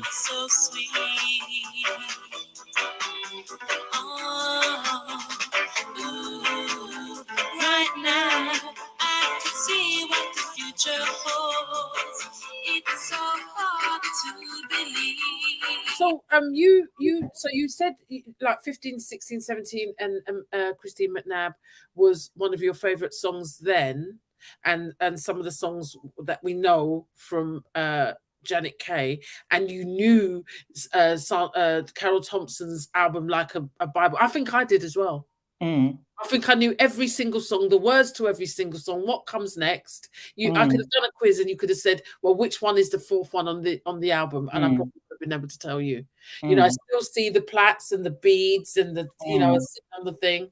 Yeah, I still see that, you know. So what more currently is your favorite Lovers Rock song more currently? I mean, it doesn't have to be right up to today, you know, yes, but just as not in the 70s, more sort of like now. I mean, but are there Lovers Rock songs now? That's a hard one. Yeah, Wendy Walker's mentioned a couple. I don't know. Wendy Walker, she's done some nice stuff. Wendy Walker's not current, is she? Wendy Walker's she did something current, didn't she? Hmm? She did something current. What was that? She did a song. Yeah, I liked that song. Yeah, a couple of years ago, I think it was. Yeah. Yeah, Hurt Again. Oh yeah, that was a great That track. You know. Current female. I heard a singer just the other day. Actually, I don't listen to radio. I don't listen to radio, but somehow I think I was driving to rehearsals and it just came up. Can't remember the lady's name. It was, and somebody on Venture played it. They played about 2 or 3 or 4 tracks of this lady singing. Can't remember her name, but she sounded really good. Can't remember her name. But yeah, current. I'm just struggling to try and think who I've heard that. Yeah. Alicia Scott. I love Alicia Scott's voice. Is that the one that was at the? Oh no. Alicia Scott. I think she's from Bristol, isn't it? Bristol. Is she? Yeah. Did she win? No. Sing Do You? Can't remember. What does she sing? I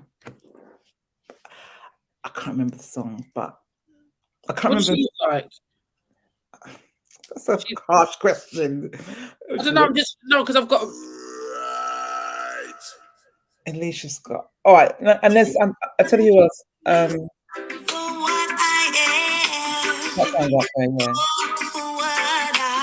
think I'll say, yeah. I love that. She's got a rustiness in her voice. She reminds me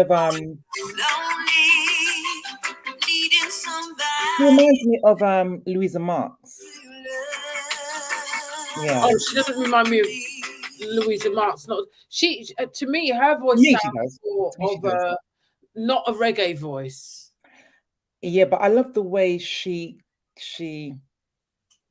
It's not a reggae voice, but that is great because she's tuned her voice into reggae and she does it very well. I personally think she's great. I think she could be Christine Aguilera singing reggae to me. That's good. Yeah, it's good, but she sounds more like that. She could be a Christine Aguilera, but she's singing reggae. Yeah, I think that's good. Yeah. And I'm still trying to think who else. I can't think of. My brain is just racketing right now. Can you think of anyone? I can't think. Maybe if you remind me, You remind Not me new that, ones. I'm a staunch Lovers Rock. So yeah. anyone new, I'll be very, I'll be very. I'm just not. Do you know what I mean? Mm. I mean, when Wendy came out with that "Hurt Again" song, I That loved was it. great. You It's know who's great? L.A. Gray. L.A. Gray, that guy. Yeah, he is Brilliant. actually. He reminds me of a young Maxi Priest. Yeah, Yeah, yeah, L.A. Gray. and he seems quite mature. Very You know, brilliant voice, brilliant train. The way he executes himself on stage is brilliant. He's a natural. He's a mm, natural. yeah. I remember seeing him with you in Peckham. Yeah. Yeah, I can't think of anyone else, to be honest. I'm No, sorry. I can't think of it. Not that new. I mean, I'm like I like traditional Lovers Rock, so I would, Yeah, you know. yeah, I'm more for the traditional because most of them, not all of them, but most of them, they were natural. They were real. You know what I mean? Yeah, that's it. Oh, And how can I leave out Peter Spence? Come on, yeah. Peter Spence. Peter Spence Not is my, like my it's not. favorite. I mean, I'm not saying he's a bad artist or anything like that, but it's not my Yeah, cup of Peter, tea. Peter 'Cause he Spence. doesn't. To me, he doesn't come from the old school. No, Really?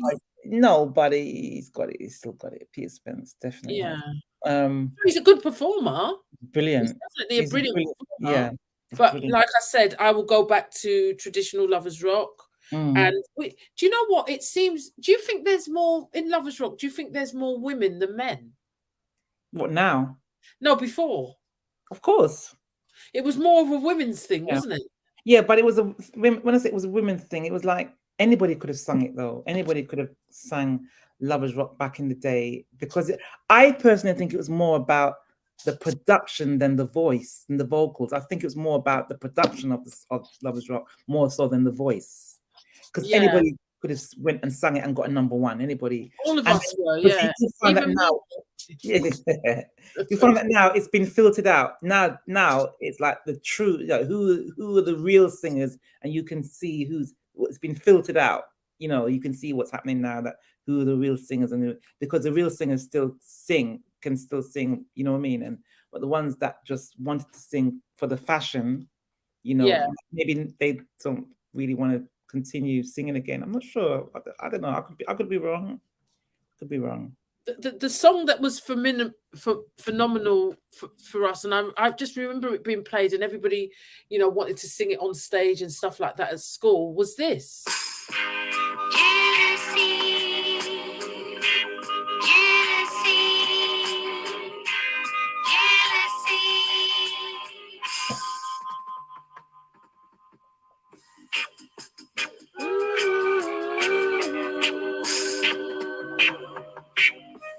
Hounded by jealous moments,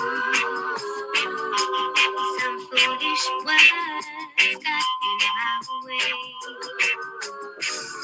I know I said some things to hurt you,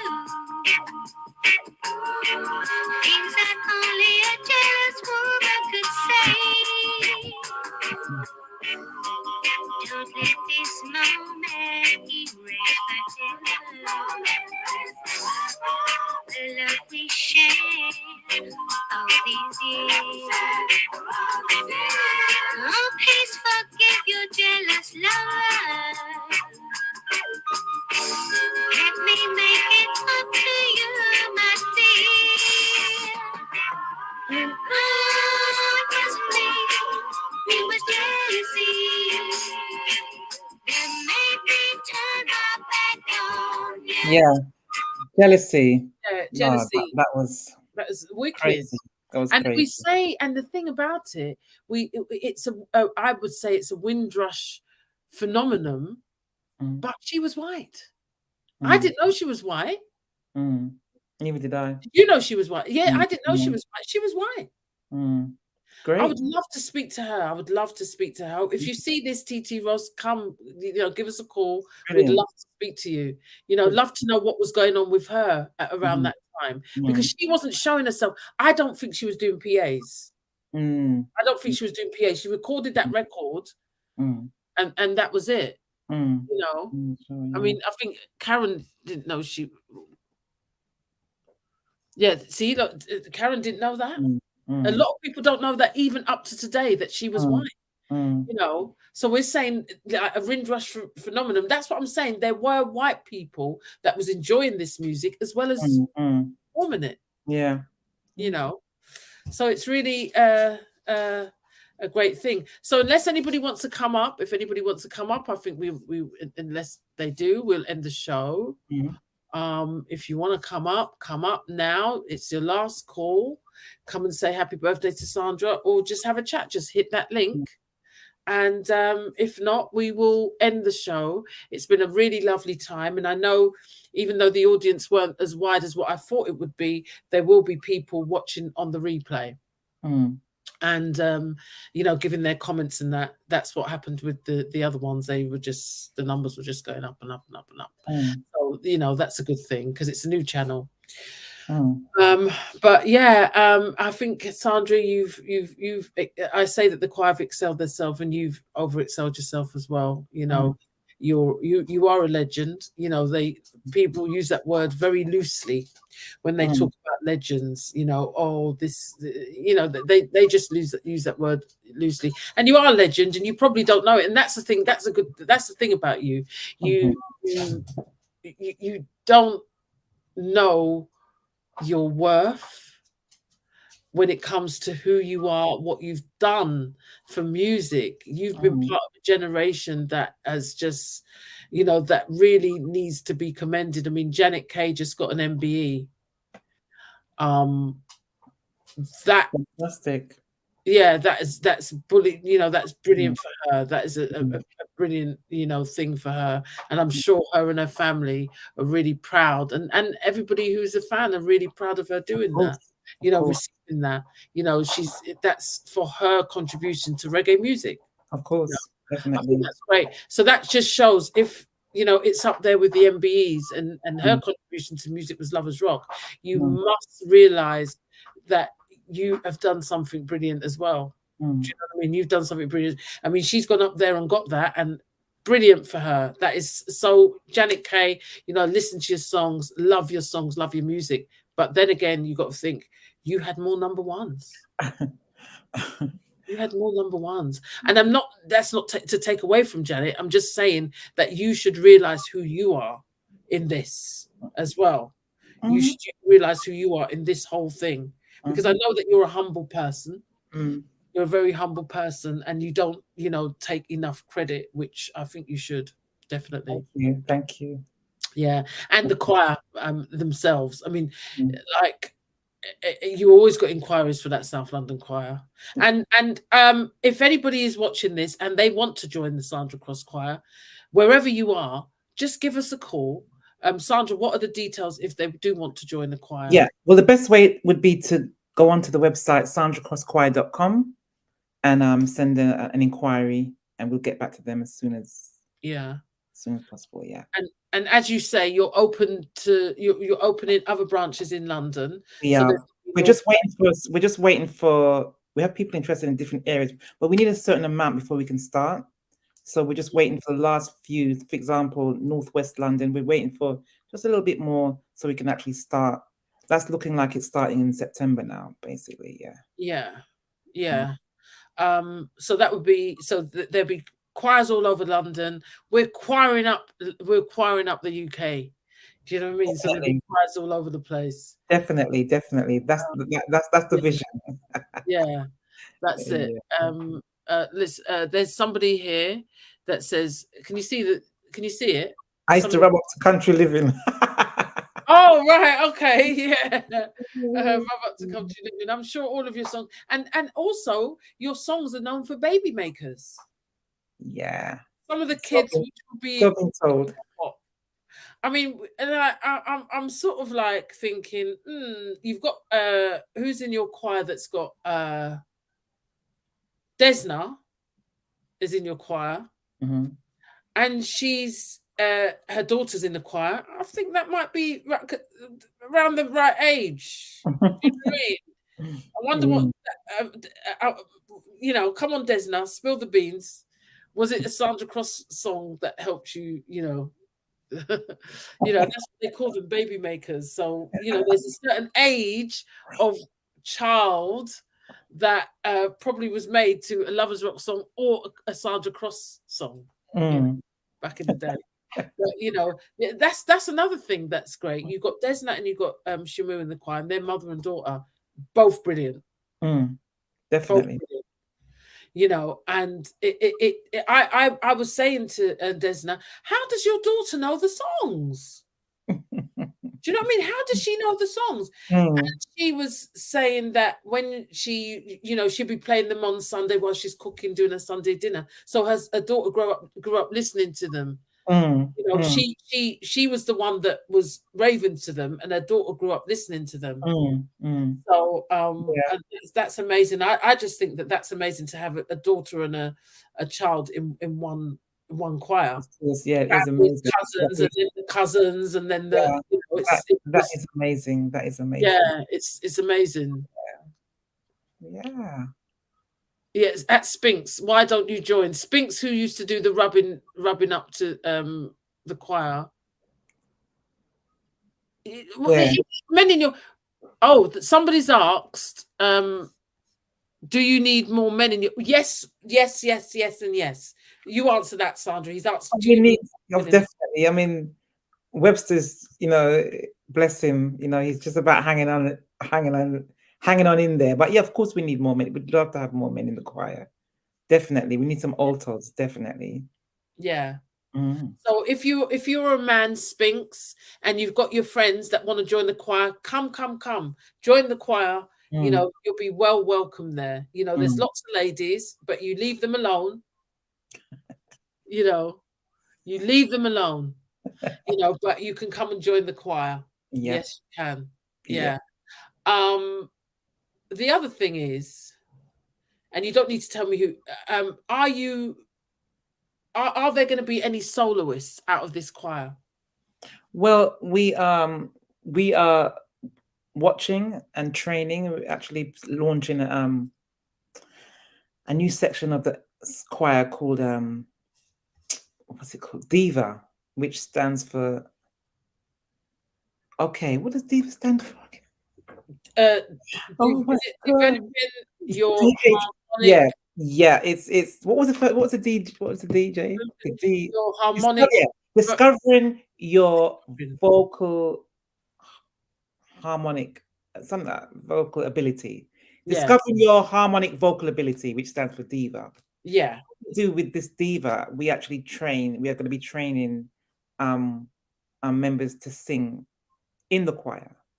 So when we start opening the choirs out across the country, we're going to have sections of training where we actually train people who would like to, it's that extra bit of support to be part of the choir, basically. Is that part of the choir, or is that to be soloist? Both. So can a choir, will a choir member still need Diva? Well, it depends. I would have to hear them.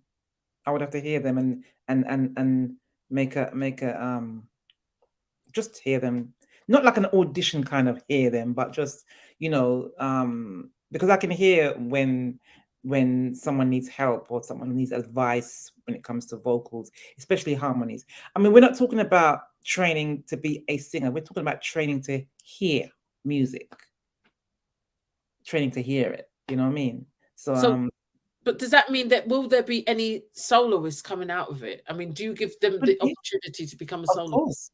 Of course, definitely. Once they hear music, that will help. That will then aid in their journey to be, a singer. Most lead vocals. I know some people that sing lead but can't do harmonies. You know what I mean? Okay. Doing harmonies is a different thing.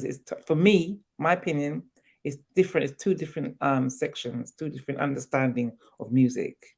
Definitely. So yeah, we will definitely, get that out and get people get their ears tuned to music. Remember last week we were going over and over and over the eventually they will hear. They will hear. I think they are hearing. Definitely. They are hearing. Definitely. They're brilliant and they're so fast. Those ladies, they're just so quick, so fast. That reminds me, I've got to send a song tonight. What is it? What song I've is got it? a thing to put it on. I just Oh, remember. right, okay. I might just There's bring somebody them. here, Empress Music Live. She wants to join, but it's too far. Where are you, Empress? Where are you? Where do you live? It might not be too far. We're doing it. Yeah. Yeah. Well, if they're just sending if they're sending the details, and where the location, then we will deal with it, because we have got a waiting list for certain areas. So yeah. There's someone that Spinks. Have you read what he says? He says, Sandra could train me personally. I feel I have great untapped potential. Somebody wants private lessons, so maybe join Diva. Tell us, how do they get in contact with Diva? Well, it's through the Sandra Cross Choir page again. You just make an inquiry and mention what your inquiry is about, and we'll get back to you. Definitely. Yeah. It seems, I think well, I mean, they get better and better, don't they? They just get better and better. Of course. Absolutely. And I just can't wait to see. I get nervous as well. I can't wait to see what is going to happen when you do that rehearsal with the band. That's I mean, it's not an easy thing, is it? No. Really, because how's it going to work? Well, I think we'll cross that bridge when we get to it. Yeah, it's just like going to be amazing. Yeah. A choir with a band, and that they have to learn all those songs. Jesus Christ! I think your rehearsal time, usually you have a slot, don't you? How long? But I think yours needs to be the whole day, because it's 12 songs worth. Yeah, definitely. That's definitely yeah, definitely. Wow. Yeah. So I think now we've probably come to the end, and nobody wants to jump up, and it's been a great show. It's been a fantastic show. Yeah, I've had a great time. It was a pleasure being here. Yeah. You.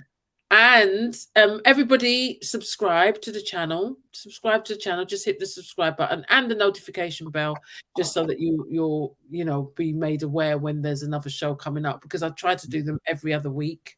But I might miss out a week, because like as summer's coming, there's a lot of things that's going on, and I might not be able to make it, and so on and so forth. But yeah, it's been a great one with Sandra Cross, the Lovers Rock Queen with the most number ones, and the Sandra Cross Choir. It would have been nice for some of the choir to have come up and had a little chat, but I can understand, they might be shy. Even Ashley said that he was shy, he couldn't come up. He just, but I mean, for someone that talks a lot, I'm quite surprised, so Sandra, thank you very, very, very, very, very, very much. It's been a pleasure. Thank you. Let me see if I can play out something. Oh, by the way, this I'm gonna do for this channel. I'm gonna do. It's called Find Your Match. Find Your Match. So it's an interactive dating show, and I think I found a guy for the first show. So I will be looking for single ladies over the age of 30, obviously. It could be over the age of 40. So this is more of a mature one, because we're going to try and match up mature people, because there are some men out here. So I think I found a guy who would be a good date. So if anybody knows any single ladies, you can sort of like hop on, and we can see what we can do.